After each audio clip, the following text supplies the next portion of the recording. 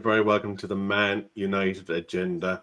We're only a couple of sleeps away from Premier League football returning. That dull, boring, turgent international football crud is nearly over, and long may it stay away. But before I welcome the panel, I am going to get the bit of business out of the way first. We are on the road to 4K. And once we get there, one of you lucky son of a guns is going to get a Manchester United jersey of your choice. And we're even going to spring for a name and number on the back. There you are now, lads. You cannot beat a deal like that. But for those of a more discerning nature, those that like the finer things in life, how about a signed Robson jersey that has been authenticated by the place it was purchased from? And all you have to do is spend £1 and join the Man United agenda on YouTube. And as an added bonus, if you have the stones to debate all the wonderful people that come on with Mr. B on a Friday, you can also get in contact with us. And maybe, Mr. B, we'll have you on next week. Who knows? But if you're not in, you can't win. But gentlemen, welcome. I like that. You're not in, you can't win. Very good. That's a lottery bars.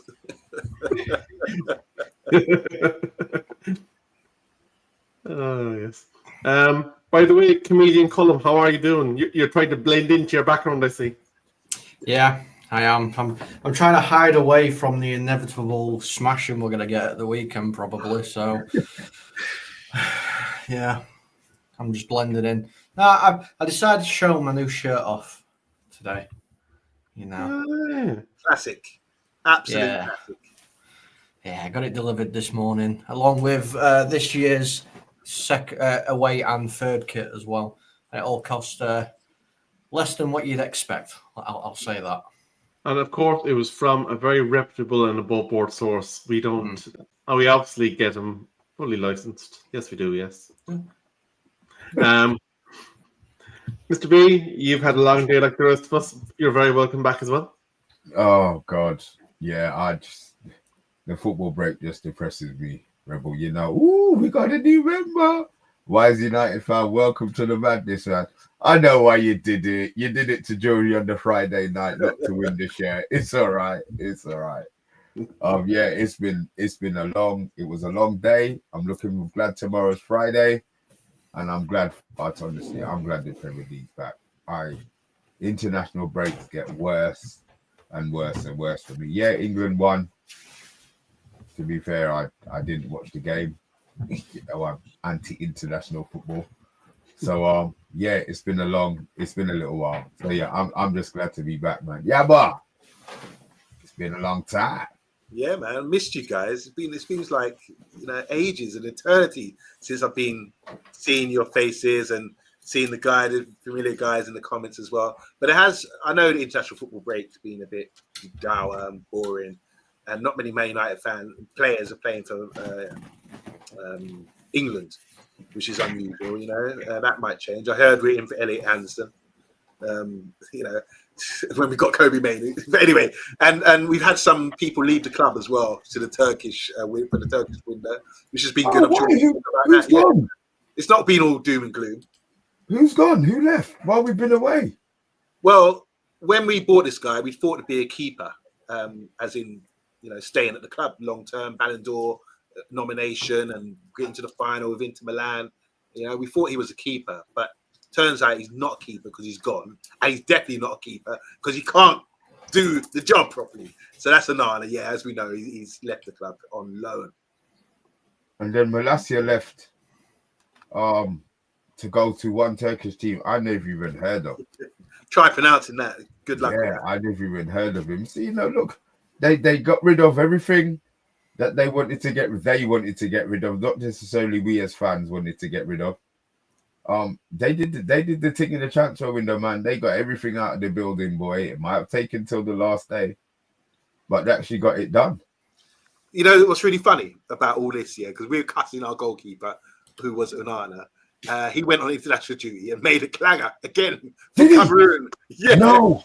Yeah, and there's the footage of him walking out the stadium or with loads of fans around him. He pushed one of the fans in the face. Yeah, I saw that. So it was. Yeah, he So made it a was. clanger. He made It another was. clanger. So. Oh, that's beautiful. And another thing, I don't know what you think about it. Just going to throw it out there. I don't want to dwell on this guy because he's gone now. But apparently, during the summer, we turned down bids for him, and Amrin told him, "No, we can't let you go. You are number one."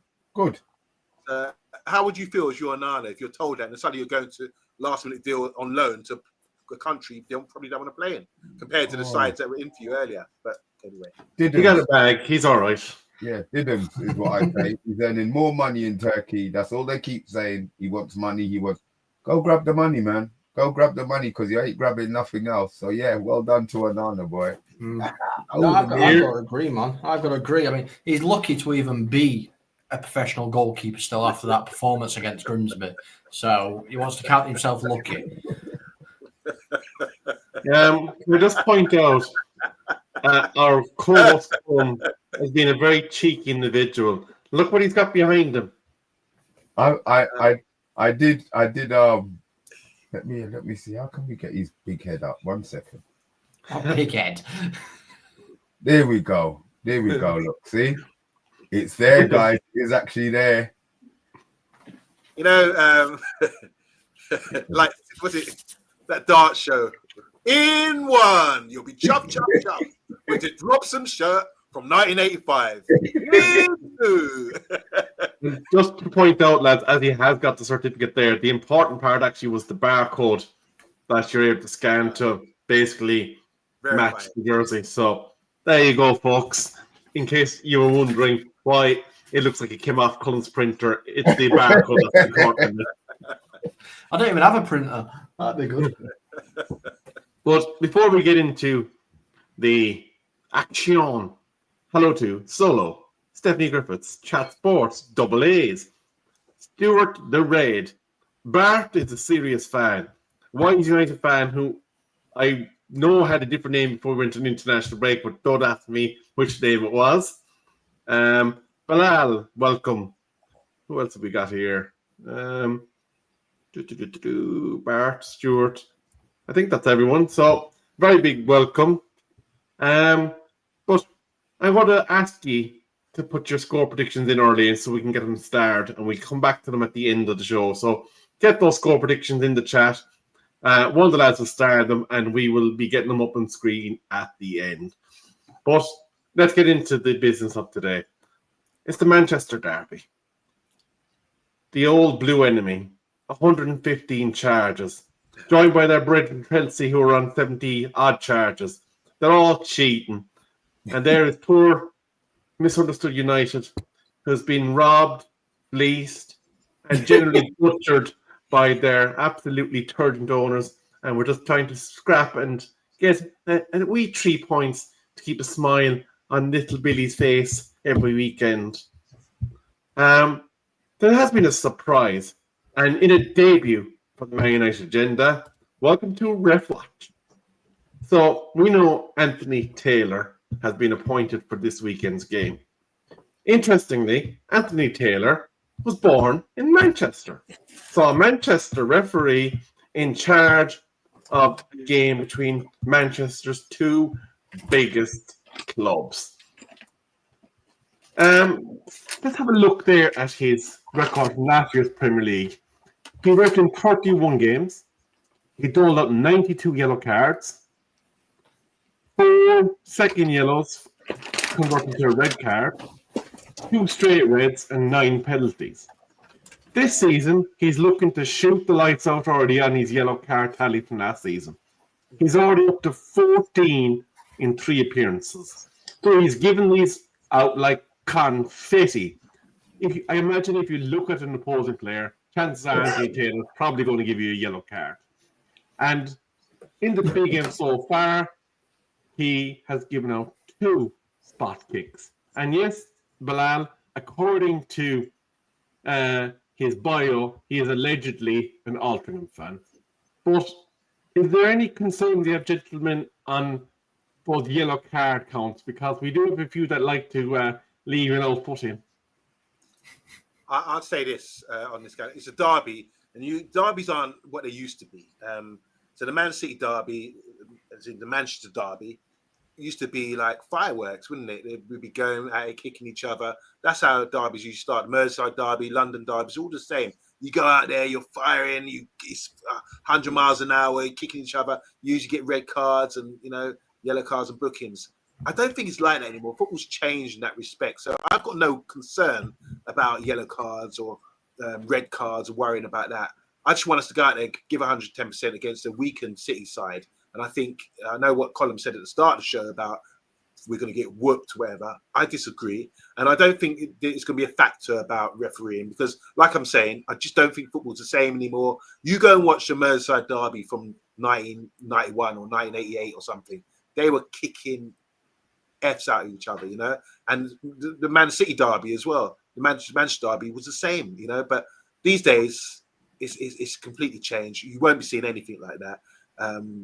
I don't know if you guys agree, but I don't think there's going to be much influence from the ref, regardless of him giving out yellows like that. I kind of agree with what you're saying, but at the same time, I am slightly concerned depending on the personnel we have on the pitch.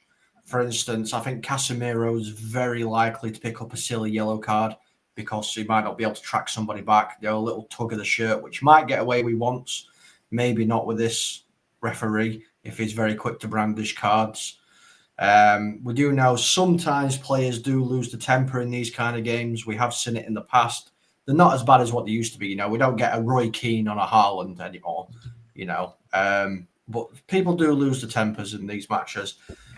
I think it's going to be a case of keeping our cool, keeping calm, making sure we don't rise up to any actions that they do and let them get booked. Let them make the stupid tackles and let them pick up the silly yellow cards. We just kind of got to keep our noses clean while still, playing with aggression. Yeah. Mr. B, any thoughts on the referee? I don't want to see him. I don't need to be involved in the game. Those are the best. You have a referee where you don't know who's refereeing the game, then he's had a good game. VAR, there's going to be some VAR controversy somewhere along the line. Let it be to our benefit. Don't let it to be for City.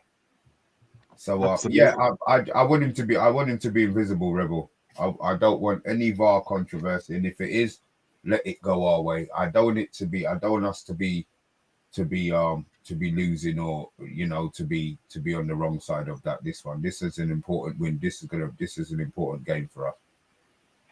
Absolutely. So let's just briefly have a quick look at the Premier League table. Obviously, it's only 3 games in, so you can't take too much notice out of it. We can shamelessly look that we're not 15th. We can shamelessly look on here and see that we're not 15th. No, put it up, Rebel. I'm glad the only way is up at the moment. So, hold on. I'm looking at this table. I don't see City on there. Hang on. Let me help you. They're slightly hidden by our ticker tape. Oh right. Oh look. Below Leeds. So is there more pressure on Pep for this game? Home game, against the rival. Is this more pressure on Pep? This game, we understand, guys. We know we're shamelessly trolling Man City, but I don't care. We're only 3 games in. It doesn't matter. We're 9th. We're above City. So yeah, is Pep under pressure from to lose 2 games in his first 3? And they talk about them being title contenders. What are we saying? Well, I'd imagine the last time things started going wrong from Pep, we used to see Haaland's handprint on his face as he came out to do his post-match interviews. I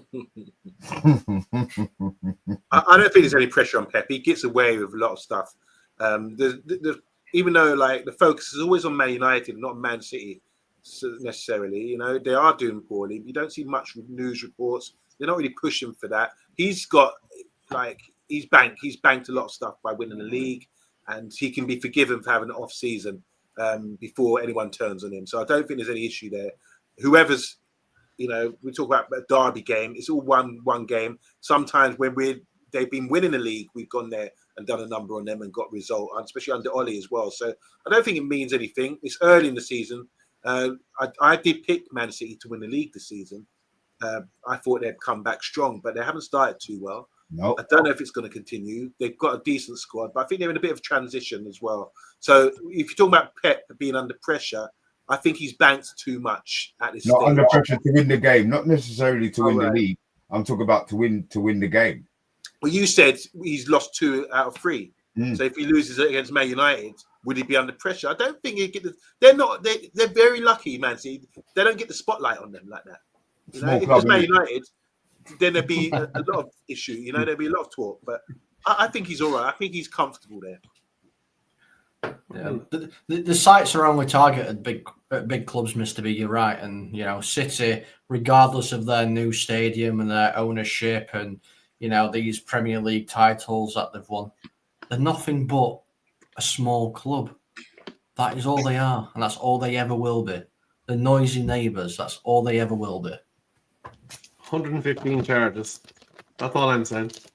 130 actually. And Kino. But let's move on with business.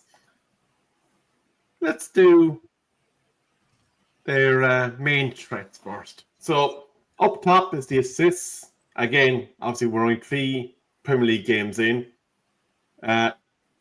Marmoush, who's injured.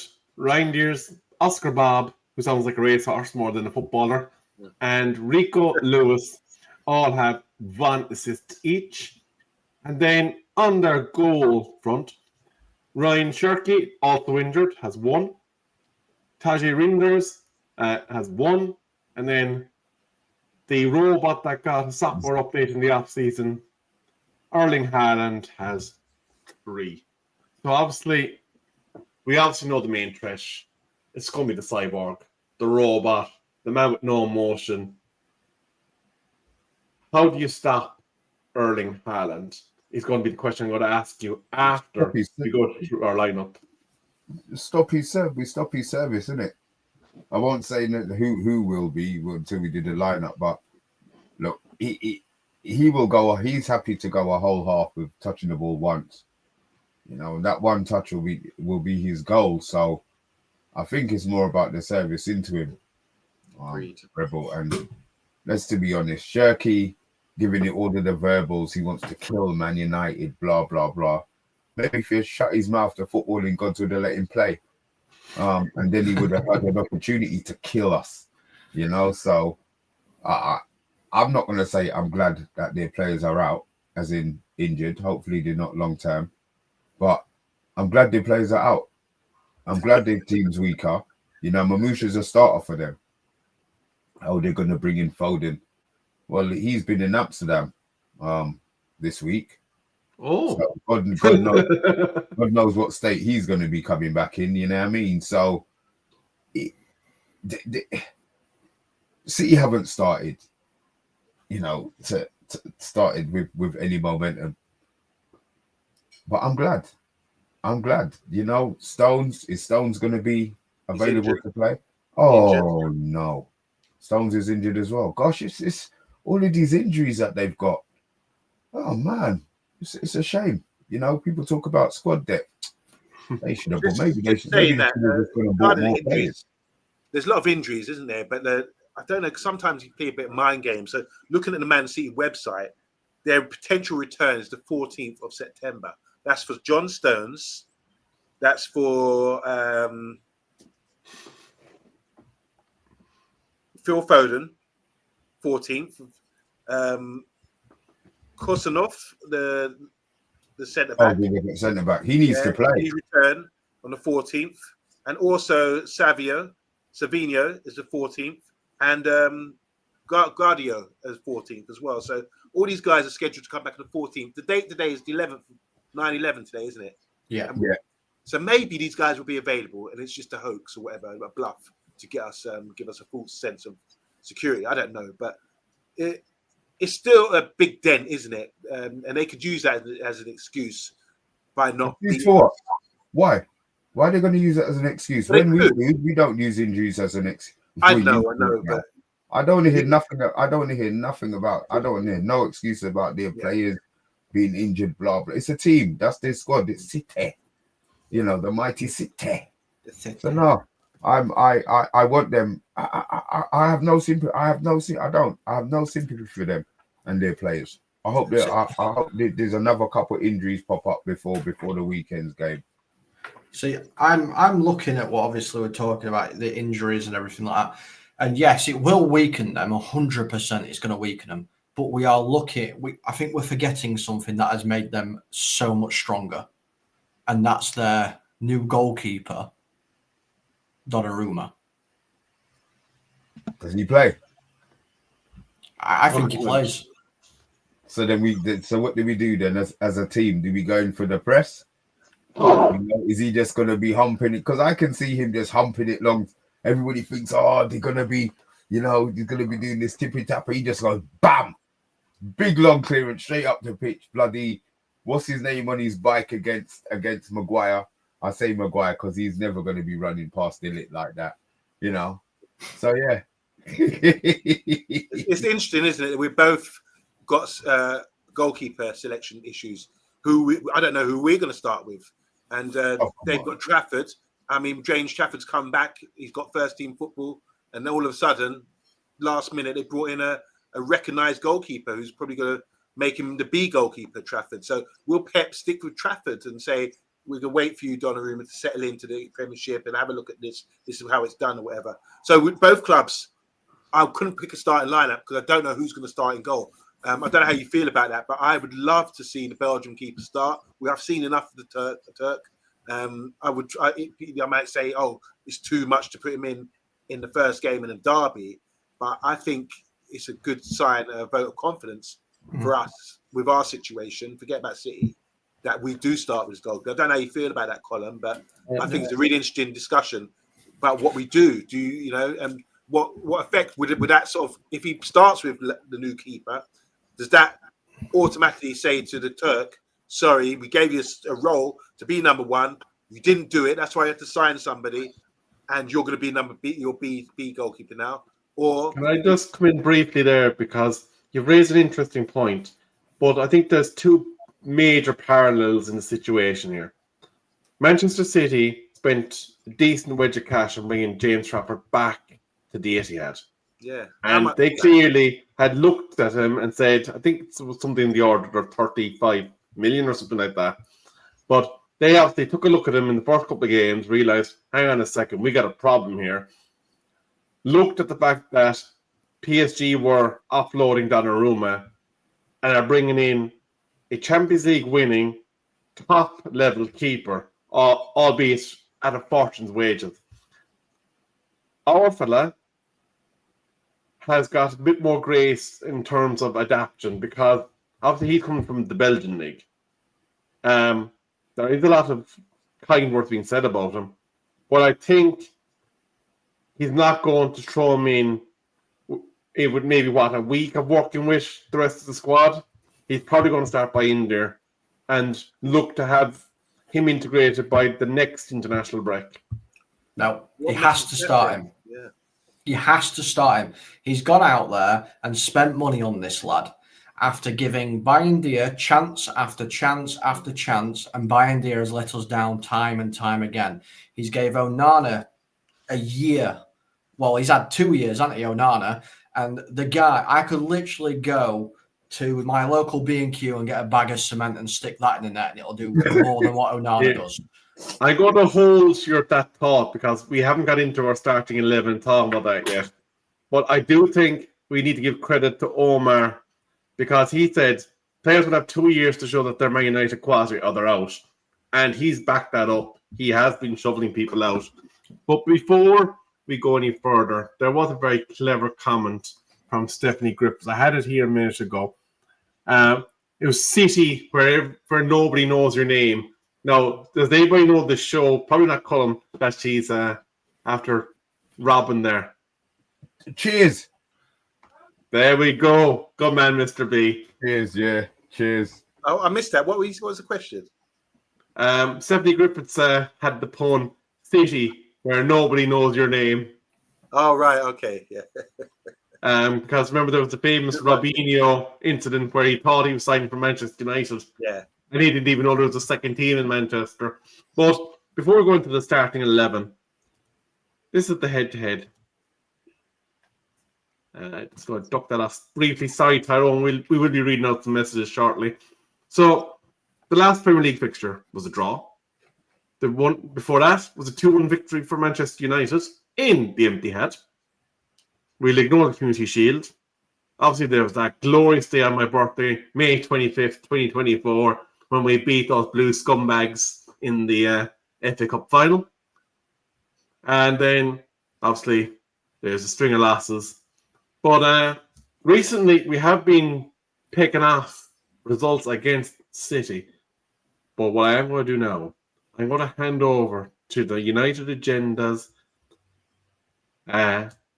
commentator and get you to take you to the lineup. Yeah, you're the commentator. He's shaking his head. You do this, not me. Yeah. So Lemens, I think should start. Lenny Yoro as well. Obviously, Yoro's been absolutely solid for us since he's come in. De Ligt, who I think probably will take over the captaincy when Bruno leaves in the summer. Luke Shaw, I think we need a little bit of Shawberto Carlos in this game. Patrick Dorgu, obviously, been solid for us as well. I put Ahmad out on the other side, attack pace-wise and obviously defence-wise. Kobe Mainu. Wow. And partnered with Agate. I do not want to see Bruno or Casemiro in the central defensive midfield role.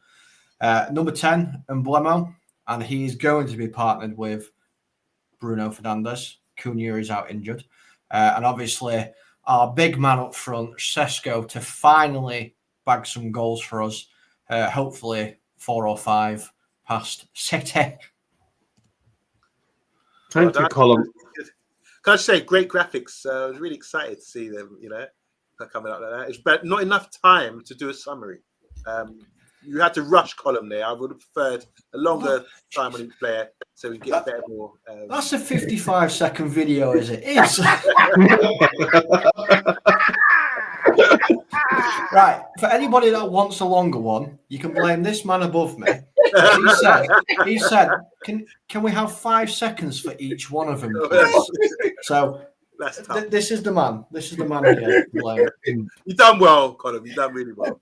Maybe we change it to 10. Apologies. 10? I would say, as we all laugh mirthlessly at the banter here, please do like, share, and subscribe. Tyrone, I'm going to show you who does the graphics. This man here, Gimli. Oh, you put the wrong person up. Oi, excuse me. It wasn't. What about me? It wasn't me. Mr. B, no offense, but you barely know how to work a blender. They already know. They already know, Cole. Now, gentlemen, I'm going to pose a question to you. There's a few people saying in the chat that they think Diego Dalot will start, but as we know, they sent him back from international duty. No, Rebel. That's right. Purely, there must be some sort of a niggle if he was sent back from international duty. Is this? Oh, sorry, I'm sorry for cutting you off. I'll let you finish. Sorry, go on. Or is this a classic Fergie move where he tells his players to feign injury during international duty so they can get out of playing? I wouldn't have made him do it with Dalot if that was the case. Choose somebody else, you know what I mean? Somebody who may be a little bit more important.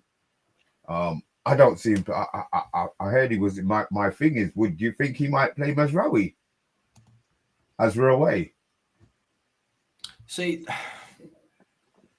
you said this earlier to us. I'd be thinking that maybe he will play Mazraoui, but the issue with Mazraoui is we lose our threat going forward. Yes, defensively, Mazraoui is more capable than Ahmad, but we want to be getting forward. We don't want to be letting them attack us. We want to be winning the ball high. We want to be turning over transitions further up the pitch. And with Ahmad and his pace, and we can see we've seen what he can do. Ahmad's got moments of magic in him. I think we're going to need that from him in this derby game. He's done. I mean, come on, he's put City to the sword many a times already. So let's just stick with a tried and tested measure here. Just to add as well, I mean, you're talking about Maz. Last year, we can all agree, he really surprised us. He was really consistent, a valuable player for us. And what's his best position? The guy from Stretford Paddock, what's his name? The army guy. Stephen Howson, yeah. And our very own coach Raf, who came on the show, who's big on Instagram now. They both discussed him playing in a double pivot. They must be watching the show because I think Mr. B, you mentioned that weeks and weeks ago, and then I watched them, and there's a 15-minute show on it from Stephen House. Maybe that's what we need to start doing instead of having these little nuggets of information on in show. Maybe we just need to do a little 10-minute something. 55 seconds. Yeah, 55. That's all you can have. 55 seconds. That's it. No more. And then we buzz you out. Yeah. We'll start off at 2.5 seconds, and then we'll go up from there. Yeah, I'm going to throw a question out to you, and it's my favorite topic: central midfield. The likely Man City central midfield is going to be Rodri, Rindiers, and Silva. How does that stack up for us against Kobe and Ugarte, assuming those are the two that start? What Silva? Bernardo. The same old one. Brother, I ain't worried about him. I definitely ain't worried about Silva. Reinders started the season well, new to the Premier League. And obviously Rodri, fair enough. Rodri's Rodri, but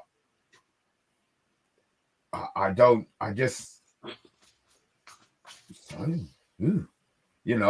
see it. If we get it right in our central midfield, I think we've got a chance in the game. Maybe it'll go straight past the central midfield. Maybe we won't use it. But I think Ugarte does need to start in there for legs. And the fact that Kobe was told he's replacement for Bruno, then if Bruno moves forward, Kobe has to play. Wow, that's going to be interesting to see. You're right, Mr. B. I didn't consider that. Yeah, because if Bruno is not playing in the 8, Kobe has to play. Yeah. Cunha is injured. Xerxes, God knows when Xerxes is going to get a start. And Sesko's ready to go. Did you see his bloody ball control in the week? It's ridiculous. Bro, he was 9 foot in the air, bro. Right. And with his velvet boots, he just brought the ball down, turned control. He has to start. He's had his game. They proved for Slovenia, what country you play for? Slovenia,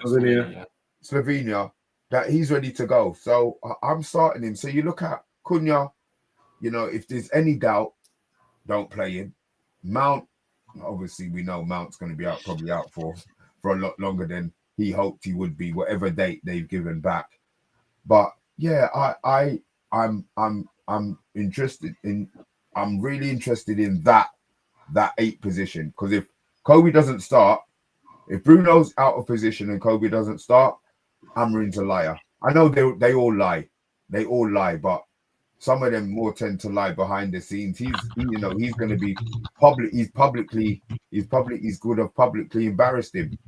Play him. If you play, why are we admitting Casemiro? You don't consider he should start ahead of Ugarte? No. I think he's ahead of Ugarte. Not in this game. Manager. I don't. Yeah, not in this one. The manager's got him ahead of Ugarte. Yeah, but he needs. Go on, Cole. If he is fit and available, I wouldn't even play Ugarte either. I would play Mazraoui next to Mainu. He's not going to do it. No, he's not. But I would. Or even if Martinez was fit, I'd play Martinez next to Mainu. You've mentioned this is your take.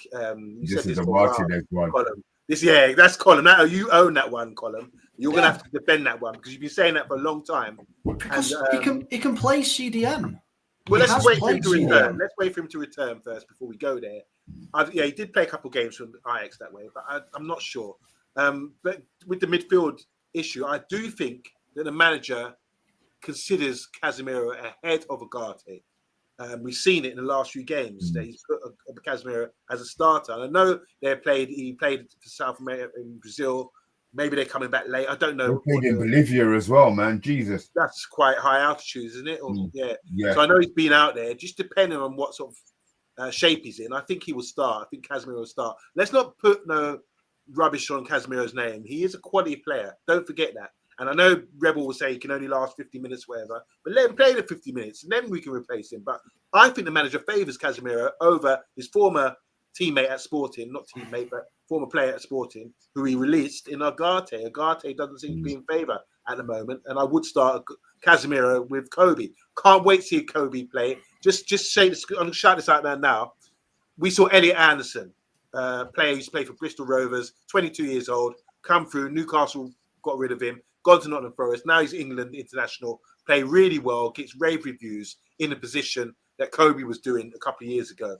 That's the same age bracket as Kobe. Then you see there's all this talk about Wharton at Crystal Palace. This is no wonder Kobe's sort of crying out because he's moving further and further away from people's memories and the pecking order. He needs game time because he can do exactly what everyone's raving at Elliot Anderson. Everyone's raving at Wharton. Two guys that he's probably competing with, you know. He can do what they do. It's just that we must have forgot, you know. And I would love to see him get a run of games now that Cunha's out, unfortunately. I think that does get, like Colin was saying, I think with Colin's team, I think it does give room for Kobe to start playing. But this is how ruthless football is. He has to do enough and impress. Yeah, don't expect him to be flying around tackles, whatever. Remember his game, remember what he's good at, and just appreciate what he's good at and help us tick as a team. Yeah, but Bruno doesn't fly around doing tackles. Midfield, I'm with Kobe Mainoo. Yeah, Bruno. I mean, look, if you look at it, Bruno doesn't fly around the pitch doing tackles. You know, Kobe has to. This is a big. If he gets to start, this is a huge game for him. You know, because if he's great, you know, if he puts in that man of the match performance, Amrin's under pressure. Amrin's under pressure for the next game because one of the other 10s will be back. You know, he also has the option to play Xerxes there. So this is Bruno. This is going to be Kobe. I think this is Kobe. If he gets the start, this is going to be his biggest game of the season. He has to. How does Kobe evidence to the average football fan that he's played well? What does he have to do? Because sometimes now he hasn't done anything, but other people might not. Because with his game, I think we're going to have to be clear about what makes him perform well. How are we going to judge him? By you have to do tackles, interceptions like Agate, how are we going to judge his game? Well, if he's covered for Bruno, you look at what Bruno does in that position. He vacates it. Yeah, right. Vacates it. Ball out. Don't vacate. Don't vacate. Play his position. Play the position he's playing in. Don't lose the ball, as in don't waste it. Yes, Bruno does these expansive balls. Kobe's got that in him. You know, the part that I worry about is defensive in regards to having to chase back. But if he's standing in the position where, if he gets his position right, he's not chasing anybody. So I think he needs to nail down that position. Yeah, don't vacate the box. Be Agate's partner and be the protection for the football team. He's probably going to have to sacrifice a lot of what he wants to do, but he needs to get in that team, and he wants to get in that team. There was one thing from Johnny Hill. I saw your comment. There's no way on God's green earth Euro does not start the game. There's no way Mazraoui comes. Euro is first choice. Euro won't be playing any of the we're out of the Coca-Cola Cup now. I'm not even sure he'll be playing FA Cup games. He's the Rolls Royce. There's no way on God's green earth anybody starts over a Euro on Sunday. Can I just back it up briefly? Real Madrid were so kicked off that we swiped them on it because they listened to their advisors to say, oh no, we can wait till the end of the season and get them under free. They all got fired because Manchester United stole their Rolls Royce from underneath them. Yeah. Rolls Royce. He starts. I just want to. I just want to bring. It's a conversation I've had. It kind of does relate because I've seen a comment where people obviously everyone's saying about this Belabor. Obviously, we didn't get him in and stuff like that. Why are we not able to find the next Belabor? Why have we not already got the next Belabor in our squad? We have. I think we have. Kone. Do you think Kone is going to reach above Belabor? Because we haven't seen as much of Kone. I think he does need more game time, but where do we put him in? Wasn't there that French lad that we were looking at as well that Brighton were looking at replacing Belabor with? Yeah, See, but I agree. The scouting system needs to improve. Like, for example, but we talk you've about Elliot Anderson. got to think about When time. It's a time thing, though. Yeah, but Mr. B, my point is, like, you talk about Elliot Anderson. I've seen the news this week. Oh, Man United want to go Elliot Anderson just because he's just got an England star. What about, why didn't you stop seeing him at Bristol Rovers on loan and realise when all the fans, Bristol Rovers fans, were raving about him, thinking he's a great player, going to be a great player in the future?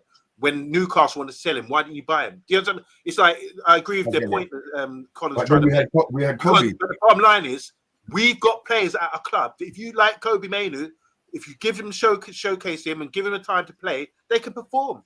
So we got a player who was instrumental in England in the last big tournament, but suddenly we forget about him. Oh, let's go for Elliot Anderson because he's playing football. Bring back Kobe and let Kobe show us again why we love him so much. You see what Wharton and Elliot Anderson did? They played in the under-21s. You see what I mean? Obviously, Kobe bypassed that, and maybe that was to his detriment, whereas those guys have stayed and played and have been around the England system, you know. Oh, he's great. He's under-21s captain. They've just won the Euros. Kobe, it's no fault of his own. Bypass that. He couldn't now go back to the under-21s to play because it's going to be like a disrespect. So I think that maybe has a little bit to do with it as well. I'm going to cut across you because I think you have an idea for a pretty good debate show there. We're going through about the importance of bypassing or the disadvantage to bypassing underage football and going straight into the senior side. But I'm going to press people in the chat for their score predictions. And to the panel, I'm going to extend the challenge a little bit further. I don't want just a scoreline. I want goal scorers, and I want who you think would be the most influential player on the park, so we can use that then to throw it back at you in the match reaction. I'll go first. I'm going to throw this off. Sesko is going to be my key man if he starts. I think it's time that he fires. Kobe, if he starts, I just want him to have a great game. Defensively, I say I'm not worried about Haaland. He scored 3 already this season. But he is what he is. We don't have Maguire playing, thank God. So, you know, he's not going to get buoyed up that side of it. I hope they don't decide to. I mean, the thing is, he doesn't drop. He's not one of these players who drops in. So I think De Ligt will probably have to be really, really, really strong in the game, physically strong. He's going to have to try and outmuscle him. We don't have Martinez playing. Haaland tend to pick on his side. What else would I say? Yeah, so it's Sesko. I want to be the guy. Euro, I expect not to give away anything. And Kobe, I just want him to play that 7.5 or 8 out of 10. You know, if you make the mistake, don't make the mistake. If you make the mistake, forget about it. But yeah, that'll be my 3. Do you want my score prediction as well? Absolutely. Look, I'm not going to speak out of gas. I would take a draw, 2-2. I would love us to win, but I'm not going to sit here and say that we're going to beat City at their ground. So I'll go a draw. I'll go a score draw. I'll go 2-2. Yeah, but that would do. Yeah, I'm going to go 2-1 away from home. I think if you look at the data, we've been really performing. It's just that the results haven't gone our way. We've really been performing. Goal traded, goals, goal chance, goal shots on goal. All these data they give out there. It shows that we're very close to being a very good team. Just about finishing our dinner.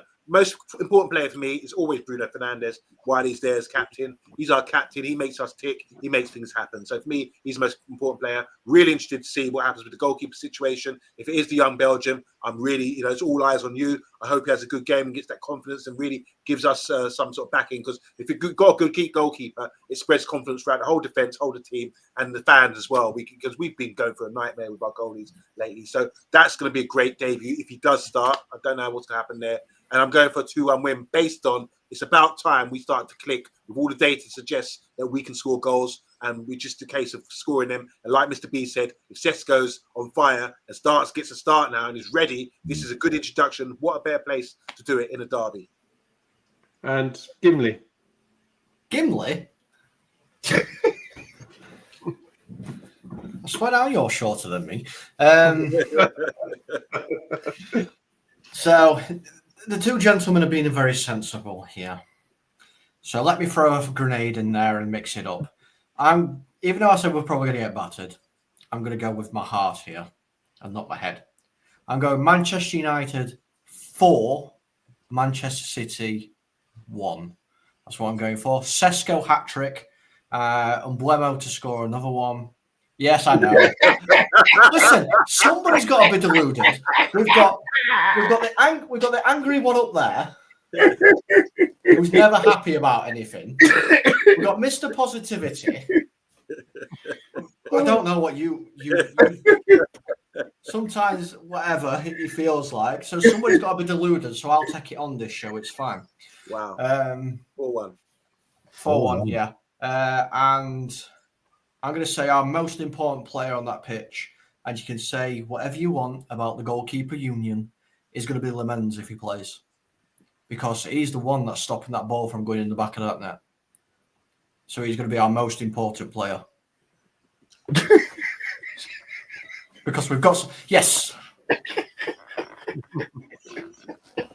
Is Colin doing a watch-along? Yeah, I am, yeah. Oh, my Lord. Oh, Cole. So by half-time, when we're actually about 3-0 down, and I'm like...